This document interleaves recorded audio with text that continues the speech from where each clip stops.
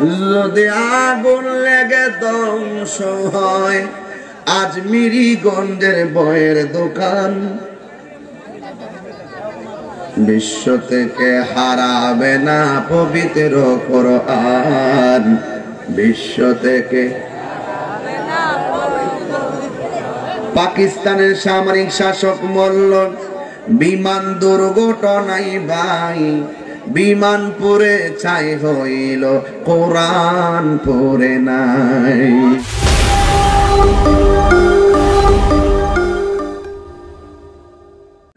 কষ্ট নিয়ে না। আপনার এলাকার নদীর নাম কি? কালনি, কুশিয়ারা। এই শিব পাশার সকল ঘরের কোরআন গুলোরে যদি বস্তার ভিতরে ডুবাইয়া ওই কালনি আর কুশিয়ারা নদীর নিয়ে যদি ফালাইয়া দেয়, কোরআনের একটা আয়াত কি নষ্ট হবে? ধ্বংস হবে? সব দিলেন একবারে, সব কোরআনের পৃষ্ঠা পানির লোকে মিশা, মাটির লোকে মিশে গেছে, তাই বলি কি কোরআন শেষ হয়ে যাবে? যদি আগুন লেগে ধ্বংস হয় শিব পাশার বইয়ের দোকান, বিশ্ব থেকে হারাবে না পবিত্র কোরআন, বিশ্ব থেকে। খারাপ লাগে এগুলো গেলে নাকি মুর্শিদি টান মারিতাম একটা? হইব, সমস্যা নাই তো? বলবো, ধৈর্য লাগবে। আমি ক্ষেতের লাইলে বানতাছি, ক্ষেতের আইল বানতাছি, কারণ ক্ষেতের আইল না বানতে পানি দিলে আরেকবার খেতে দেবো গা। কথা কন না কিনলে গে? ও আইলটা যদি না বান্ধি, ওয়াজ যতই করি শয়তান নাই সেই মান লয়ে যাবো গা। আগে আইলটা বানতাছি, অসুবিধা হইব? যদি আগুন লেগে ধ্বংস হয় আজমিরি গঞ্জের বইয়ের দোকান, বিশ্ব থেকে হারাবে না পবিত্র কোরআন, বিশ্ব থেকে। পাকিস্তানের সামরিক শাসক মল্ল বিমান দুর্ঘটনায় ভাই, বিমান পুড়ে ছাই হইল কোরআন পড়ে নাই। এখনো চেয়ারম্যান সাহেব ওই দিন আমি দেখছি ফেসবুকে, এই তারা কথা তো কি লেগে দেয়, পিছনে কাটতে কথা বলে, তোমরা কি পাগলামি শুরু করছো? এই লক্ষ হাজার হাজার মানুষ সবাই মনোযোগ, তোমরা পিছনে ধাক্কা ধাক্কি করো, এটা কি জায়গা? পুরো আর জায়গা নাই, একটা জায়গা আছে আমার কান্দের প্রায়।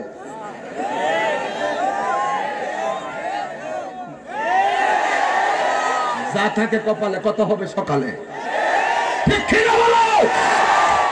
কখনো শুরু করছি না যে একটু অপেক্ষা করো, আমি আইলটা বানতেছি, যে এরা বান্ধার আগে আমার ভাই ছড়ে দিতেছে, আমার কথা কয় না।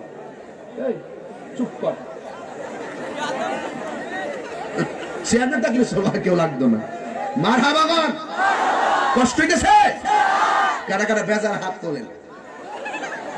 ওই দু তিনটা তুলছে, এই সব রোহিঙ্গা, ছোট ভাই করেন। কারা কারা খুশি হাত তোলেন? এবার আমার সাথে হাত লড়াবেন, চেয়ারম্যান সাহেব বল।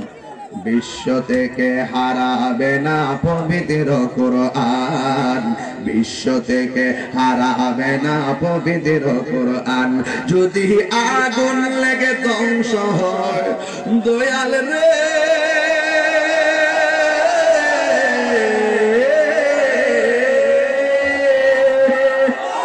যদি আগুন লেগে ধ্বংস হয় এই আজমিরি গঞ্জের বইয়ের দোকান, বিশ্ব থেকে হারাবে না পবিত্র কোরআন, বিশ্ব থেকে হারাবে না পবিত্র কোরআন। পাকিস্তানের সামরিক শাসক মল্ল বিমান দুর্ঘটনায় ভাই, ওরে বিমান পড়ে ছাই হইল কোরআন পড়ে নাই। কি করে পড়বে কোরআন, কি করে পড়বে কোরআন, আগুনের তেজ আছে বিশ্ব জুড়ে লক্ষ লক্ষ কোরআনে হাফেজ। ঠিক কিনা? তারা ছাপাইয়া আসমানি গ্রন্থ, তারা ছাপাইয়া আসমানি গ্রন্থ, বাঁচাইব ইসলামের মান, বিশ্ব থেকে হারাবে না পবিত্র কোরআন। বলো না যদি আগুন লেগে ধ্বংস হই, যদি আগুন লেগে ধ্বংস হই, এই পাকিস্তানের বইয়ের দোকান, বাংলাদেশের বইয়ের দোকান, বিশ্ববাসীর বইয়ের দোকান, বিশ্ব থেকে হারাবে না পবিত্র কোরআন, বিশ্ব থেকে হারাবে না পবিত্র কোরআন।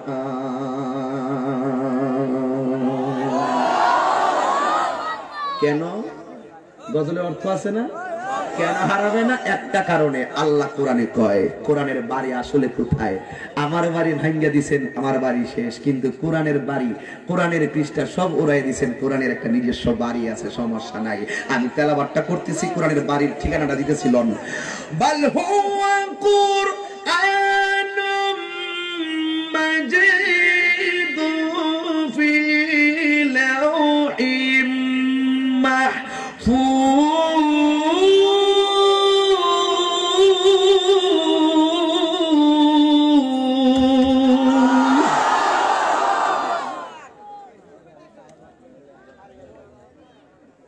কোরআনের বাড়ির নাম হলো লাউহে মাহফুজ,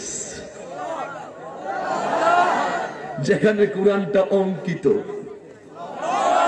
যেখানে কোরআনটা সংযোজিত, যেখানে কোরআন মোহরাঙ্কিত, যেখানে কোরআন সংরক্ষিত। এই কোরআনকে হেফাজতের দায়িত্ব আপনাকে দেওয়া হয় নাই। আল্লাহ বলেন, ইন্না নাহনু নাযালনা যিকরা ওয়া ইন্না লাহু লাহাফিজুন। এই পৃথিবীর মানুষ, কোরআন নাযিল করেছি আমি আল্লাহ।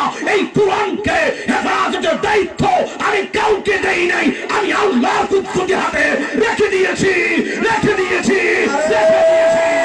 তাকবীর, নারে রিসালাত, কোরআন সুন্নাহর আলো, কোরআন হাদিস যেখানে, নূর নবী যেখানে, নারে তাকবীর। আল্লামা মুফতি গিয়াসউদ্দিন আত-তাহেরি সাহেব, ঠিক কিনা বলুন? আপনাদের কি কষ্ট হচ্ছে বাবা? কোরআনের পক্ষে আছেন তো? থাকবেন তো? আমরা উলামায়ে কেরাম সকলে কোরআন সুন্নাহর কথা প্রতি রাত্রে বলছি বলেই এই সমাজে যাত্রা আর অসামাজিক কাজ করতে গিয়ে 100 বার চিন্তা করে। সেই উলামায়ে কেরামদের জবানকে স্তব্ধ করা যাবে না, কোরআন সুন্নাহর বয়ানকে বন্ধ করা যাবে না, ঠিক কি না বলুন? এটা ভালো লক্ষণ নয়। কোরআন সুন্নাহর বয়ান বন্ধ হয়ে গেলে এই দেশ তো নর্তকীদের আড্ডাখানা হয়ে যাবে, ঠিক কি না বলুন?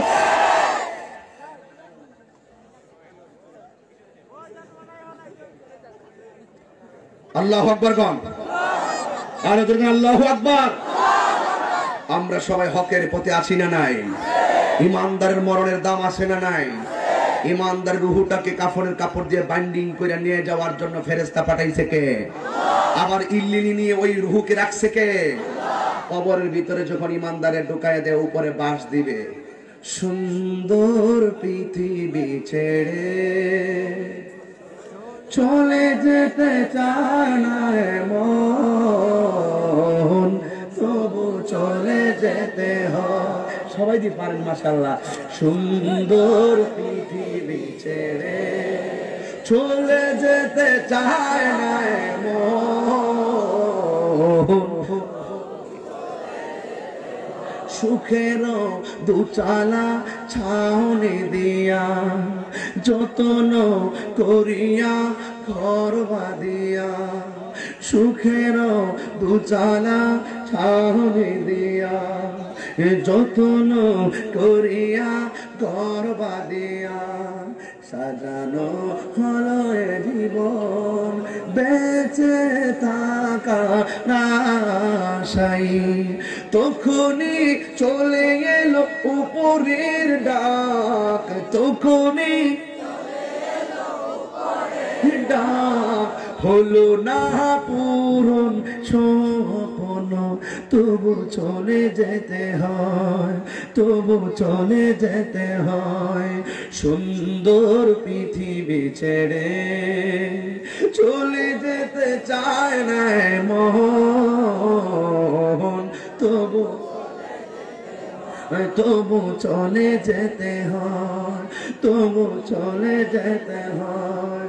সুখের দুচালা ছাউনি দিয়া যতন করিয়া ঘর বাঁধিয়া সাজানো হলো এ জীবন, বেঁচে থাকা আশায় তখনই চলে গেল উপরের ডাক, তখনই হলো না পূরণ স্বপ্ন, তবু চলে তবু সবাই তবু চলে হয়। সুন্দর পৃথিবী ছেড়ে চলে যেতে চায় না মন। কথা বলুন, ঠিক কিনা বলুন। বাবা কেউ কি থাকতে পারবে? আমি যদি বাবা হাজার চেষ্টা করি কণ্ঠ দিয়ে আমি চিৎকার দিব, একদিন আমি পারবো না। এই গায়ের শক্তি লয় হয়ে যাবে, চেহারার লাবণ্যতা চলে যাবে, শক্তি শেষ হয়ে যাবে। বলুন এই পরিবর্তনের মালিক কে? এই যুবক তুমি হুঙ্কার দিয়ে বলো মালিক কে? মাকে মা ডাক দিলে মা খুশি, আল্লাহকে আল্লাহ ডাক দিলে আল্লাহ খুশি। আল্লাহ কয় ফাজকুরুনি আযকুরুকুম ওয়াশকুরুলি ওয়ালা তাকফুরুন। তোমরা আমাকে স্মরণ করো, আমিও তোমাদেরকে স্মরণ করব।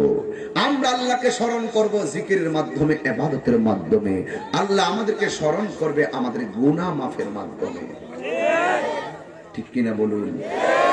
কবরস্থানের উপরে বাঁশ দেয়, বাঁশ পচার আগে তোমার দেহ পচে যাবে। এলে এত বড়াই করো কেন?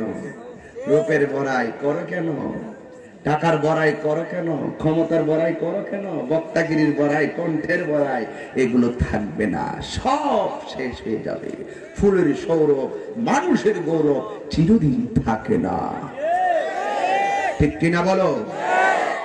ইমানদারের কবরের উপরে যখন বাঁশগুলা দিবে, চাটাইগুলা দিবে, তখন দোয়া করা হয় মাটি নিয়ে নিয়ে। আঙ্গু দেশে একটা অভ্যাস খারাপ, চেয়ারম্যান সাহেব কবরে দেওয়ার পরে হুট করে কবর ভরা দাঁড়াইয়া ইডাইয়া ইডাইয়া মাটি দে। এই তোরা কি এত দুশ্মন হয়ে গেছিস? ভদ্রতার সাথে কবরে মাটি দিতে হয়। একটা দোয়া আছে, দোয়াটা শিখে নাও তুমি। মিনহা খালাকনাকুম বলে প্রথম মুষ্টি মাটিটা দিবা, ওয়া ফিহা নুঈদুকুম বলে দ্বিতীয় মুষ্টি মাটিটা দিবা, ওয়া মিনহা নুখরিজুকুম তাওরাতান উখরা বলে তুমি তৃতীয় মুষ্টি মাটি দিবা। তুমি হুট করে ঢিল মাইরা মাইরা কবরে মাটি দিয়ে যাইতেছো, মনে হয় যেন সে তোমার চিরশত্রু হয়ে গেল। জানাজার মাঠে গিয়ে 1 মিনিট দেরি হইলে কোন পড়াইলেন নামাজটা। এরা সময়ের কত দাম, আর দোকানে বয়া বয়া যে ঘন্টার পর ঘন্টা আড্ডা মারতাছে বাটপাটি।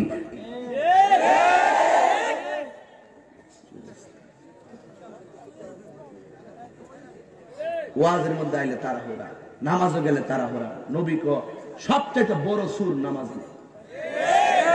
সবচেয়ে বড় সুর। সাহাবারা কো নবী নামাজের সুরই কেমনে হবে? এটা কোনটা?